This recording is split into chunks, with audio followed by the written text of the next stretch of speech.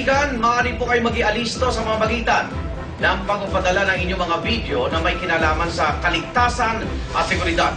Mapa-CCTV man, kuha sa cellphone camera at iba pang video recorder na maaari magbigay babala sa publiko.